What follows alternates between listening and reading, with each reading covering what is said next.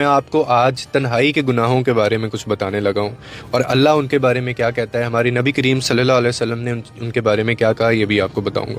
آپ کو پتہ ہے تنہائی کے جو گناہ ہیں وہ بیسکلی کیا ہوتے ہیں؟ یعنی وہ گناہ جو صرف تم اور تمہارا رب جانتا ہے۔ تنہائی جو ہے نا وہ ایک بہت بڑی آزمائش ہوتی ہے، اور بعض اوقات سب سے بڑی بھی آزمائش ہوتی ہے ایک انسان کے لیے۔ یعنی جب انسان اکیلا ہوتا ہے، نہ کوئی اس کو دیکھنے والا ہوتا ہے، نہ کوئی اس کو روکنے والا ہوتا ہے، اور وہ یہ سمجھتا ہے کہ کوئی دیکھ نہیں رہا، کوئی سمجھ نہیں رہا، کوئی روک نہیں رہا، لیکن اصل میں یہی وہ لمحہ ہوتا ہے جہاں پہ اصل ایمان آپ کا شروع ہوتا ہے، اصل ایمان کا جو امتحان ہے آپ کے وہ شروع ہوتا ہے۔ اور بہت سے لوگ صرف تنہائی میں جو گناہ کرتے ہیں وہ اس لیے کرتے ہیں کیونکہ دوسروں کو نہ پتہ چل سکے، جو وہ دوسروں کے سامنے نہیں کر سکتے۔ کیوں؟ کیونکہ وہ انسانوں سے شرماتے ہیں۔ لیکن اللہ اکبر، نعوذ باللہ، اللہ سے نہیں شرماتے، اللہ سے نہیں ڈرتے۔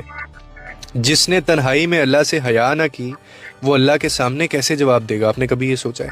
اور اللہ تعالیٰ فرماتا ہے، یہ بہت سخت الفاظ ہیں، کہ وہ جانتا ہے خیانت کو بھی جو آنکھیں کرتی ہیں اور اسے بھی جو سینوں میں چھپا ہوا ہے۔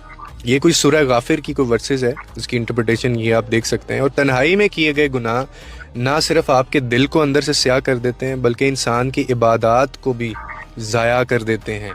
اور یہ ایک ایسا زہر ہے، ایک ایسا یہ ایول ہے جو آہستہ آہستہ آپ کی روح کو بھی اندر سے مار دیتا ہے۔ آپ میں ضمیر نام کی چیز ہی نہیں ہوتی۔ لیکن اگر تم تنہائی میں بھی اللہ سے ڈرتے ہو تو پھر یہ آپ جان لیں کہ یہ تقوی کی علامت ہے۔ اور یہی وہ لوگ ہیں جن کے بارے میں نبی کریم صلی اللہ علیہ وسلم نے فرمایا تھا کہ وہ لوگ جنہیں کوئی نہیں دیکھتا لیکن وہ اللہ سے ڈرتے ہیں اور اللہ سے ڈر کر گناہ چھوڑ دیتے ہیں تو اللہ ان کے لیے ہے۔ تو یہ جو ہم کہتے ہیں نا ہم اللہ سے بہت ڈرتے ہیں، اللہ سے بہت ڈرتے ہیں، جھوٹ ہے سب۔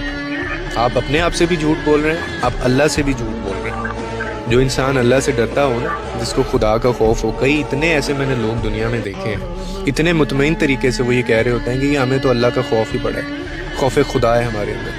خوف خدا والا جو بندہ ہوتا ہے نا، اس کی زندگی میں، اس کے کام میں، اس کے عمل میں، اس کی بات میں، اس کی چال، اس کی ڈھال اور اس کے اپنے اعمال نامے اور وہ جس طرح لوگوں کو ٹریٹ کرتا ہے وہ نظر آ رہا ہوتا ہے۔